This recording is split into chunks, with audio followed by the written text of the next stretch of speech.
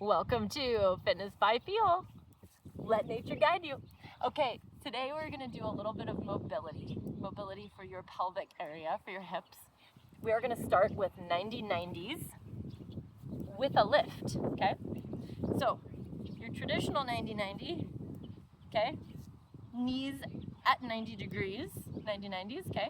You can also flip to the other side, right? And that's a nice mobility exercise, especially if you don't have to use your hands to do it.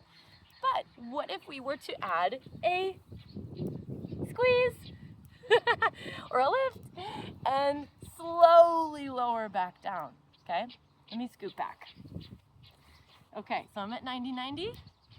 I'm gonna lift my hips. I'm gonna squeeze my glutes, okay, at the top. You're getting kind of it depends on your hip alignment because we all have rotations and tilts in different ways and it does change things. But I definitely feel it in the lower end of my glute max, right? And yeah, which is cool because it's way different than we're doing an RDL, okay? You're gonna get a little bit different workout. So from here, I'm gonna lower as slowly as I can. I'm trying to sit this hip down first. So go slow, eccentric lowering, really good, okay? So there's your 90-90s. So you can do left and lift, switch to the right and lift, or you can do all your lefts, then switch to the right, do all your rights.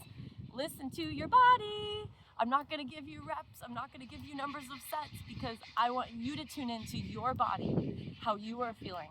Do I feel strong, recharged, ready to do more? Or am I trembling, right?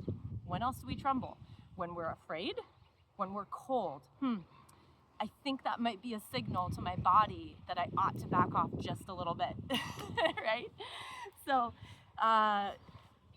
anyways, listen to your body, choose your perfect number of reps and sets for that day, okay? It may be different from yesterday. Put your ego aside, shelf that ego, and let it be okay. Be here now, accept now, okay? That's what we got. This is the beauty of the moment. Okay, next we are gonna do a deep squat, okay? So, start with feet hip width distance apart, okay? You are not pronating, meaning the adductors are not coming in and we're not dropping our ankles to the inside, okay? So our ankles are even over our feet. We're gonna drop down, knees are not collapsing, okay? You're gonna drop down as deep as you can go, okay?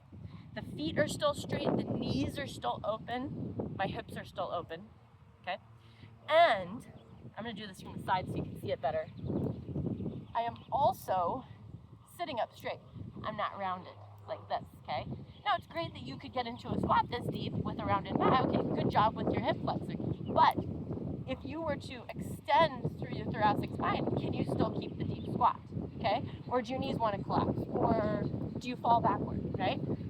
So see if you can do it with an upright torso, okay? With a really open chest, as open a chest as you can.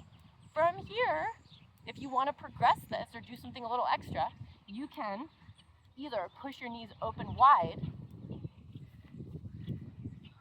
like this, so you can get a good stretch in the hips, well, stretch in the adductors, adductors, not abductors, adductors.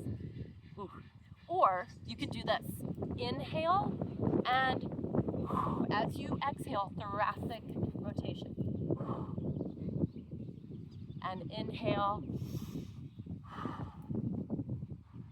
Okay, now for the thoracic rotation, that's a little bit of another topic, but I will tell you briefly some of the main points of keeping a good, healthy posture through that. I want to keep my shoulders down. I don't want to let my shoulder hike up toward my ear, so I'm going to keep the shoulders down. I want to draw in my abs toward my spine like we've been doing in the core exercises so that my belly button stays relatively straight and I'm really just rotating in my upper back, my thoracic region, okay?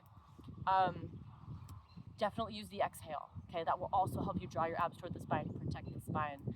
Use the muscle that you want to target instead of twisting the lumbar, okay? All right, that is it for hip mobility today. I hope you have a lovely afternoon. Be well.